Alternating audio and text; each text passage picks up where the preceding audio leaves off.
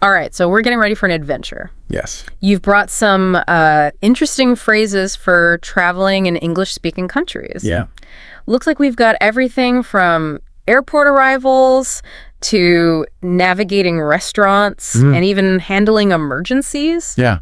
It's Really interesting stuff. It's really intriguing how these phrases, they're more than just words. Yeah. They're really tools to unlock cultural understanding, build confidence, Okay. and honestly, sometimes Yeah. they're the only thing that stand between you and a travel disaster. Oh, for sure, for sure. We'll look at not only what to say, Right. but why these phrases work Right. and how they can help you have a smoother, more enjoyable trip. So, okay, first things first. Yep. Let's talk about that moment you step off the plane Right. and face customs and immigration. Oh, yeah. You're jet-lagged, probably a little overwhelmed, and suddenly you're expected to answer important questions with perfect clarity. Yeah. I know I've definitely fumbled through that process a few times. The Simple Pod, one of the sources you've shared, points out some typical questions you might encounter. Okay. Like, may I see your passport? Or what's the purpose of your visit? You're right. Those are completely standard. Yeah. But think of it from the customs officer's perspective. Okay. They're dealing with hundreds of travelers every day. Yeah. By responding clearly, confidently, Right. and having your documents ready, you're actually helping them do their job. Oh, that's a good point. It can make the difference between a quick, painless interaction Right. and a more drawn-out experience. It's like you're showing them you respect their time. Yeah. And that you're prepared. Absolutely. It definitely sets a more positive tone for the rest of your trip. For sure. So now once you've navigated that hurdle, Okay. you've got your bags, you're ready to head to your hotel. Yep. Let's talk about getting around. Okay. Have you ever tried explaining your destination to a taxi driver using only landmarks? Oh. I did that once and ended up on a much longer route than I intended. That's a classic travel tale. Oh, yeah. Having the address of your hotel written down or readily accessible on your phone Right. can save you a lot of hassle. Absolutely. But even beyond taxis, phrases like, excuse me, which bus goes to the city center? Or how much is a ticket to destination? Yeah. Are vital for navigating public transport in any English-speaking country. Yeah. Public transport can be a great way to experience a city like a local. For sure. But I've noticed that just using, at the beginning of those questions makes a big difference. It's like an instant politeness booster. Absolutely. It shows respect. Yeah. And it acknowledges the other person before you make your request. It can really smooth the way for a helpful interaction. Yeah. And remember, even if you're feeling a little lost or flustered, a smile can go a long way in communicating good intentions. Yeah, that's true. A smile can get you far. Yeah, for sure. Okay, so we've made it through customs, successfully navigated transportation, Yeah. and now we've arrived at our hotel. We're there. Let's say it's late. Yeah. You're exhausted, and all you want is a quiet room away from the elevator. Yes. How do you smoothly make that request at check-in without sounding demanding? Well, the sources you've shared offer some helpful quizzes. Okay. Like, I have a reservation under the name, your name. Yeah. Having that information ready shows you're organized. Right. Then instead of saying, I want a quiet room, try something like, if possible, could I have a room away from the elevator? Okay. This way you're framing it as a request, Right. not a demand. It sounds less like you're entitled to it. Exactly. That phrasing makes it more collaborative, like you're working together with the hotel staff Yeah. to make your stay as comfortable as possible. For sure. I like that. Yeah. Now, once you've settled in, Okay. you're probably ready to explore the local cuisine. Uh-huh. What are some phrases that can help us navigate a restaurant, especially if the menu is in English Right. and we're not quite sure what some of the dishes are? Well, the Simple Pod covers some basics, like table for two, please, Yeah. or we're ready to order. Okay. And if you're unsure about a dish, Right. don't hesitate to ask the waiter for more details. A simple, could you tell me more about this dish, Yeah. can help you avoid any surprises. That's a great point. Sometimes menus can be a bit cryptic, Right. especially if they're using local terms or ingredients you're not familiar with. Uh-huh. It's always better to ask than to end up with a meal Yeah. you weren't expecting. Exactly. And if you have dietary restrictions or preferences, don't be afraid to speak up.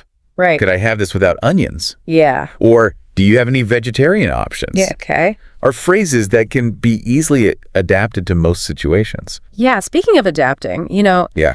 it's fascinating how something as simple as food can be a gateway to cultural exchange. I once tried to compliment a chef in another language. Yeah. Okay. Using a phrase I learned from a language learning app, Oh, nice. even though my pronunciation was probably terrible. Yeah. The effort to connect with him in his own language really seemed to make his day. That's a wonderful example of how even a small attempt Yeah. at communicating in the local language can create a positive impression.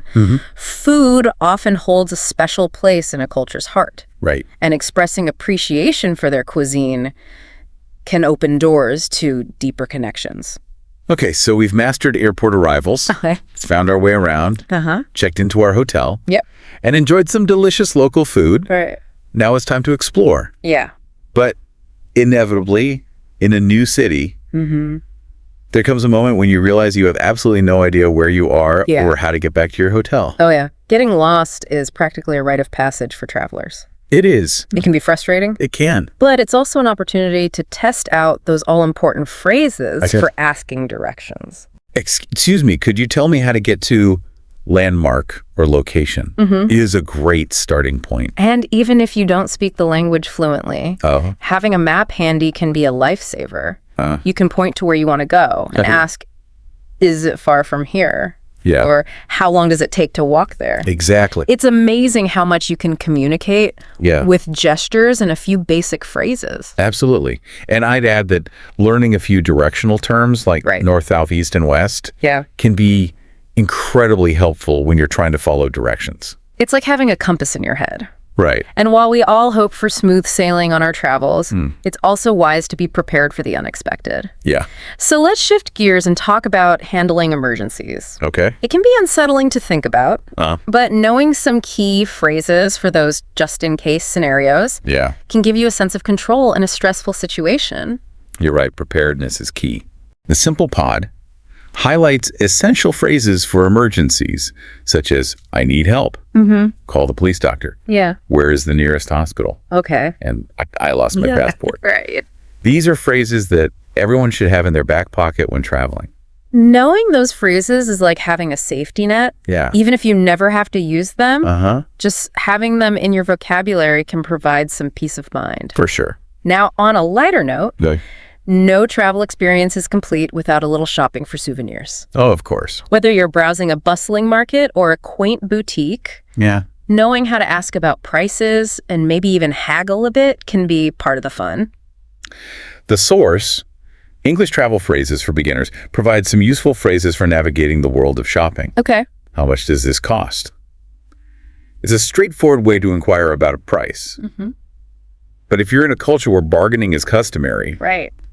you might try, can you give me a better price? Yeah. Or is that your best offer? I love bargaining. It's like a friendly game of back and forth, and it's chance to interact with locals in a more authentic way. It certainly can be. Yeah. But it's important to remember that cultural norms around bargaining vary widely.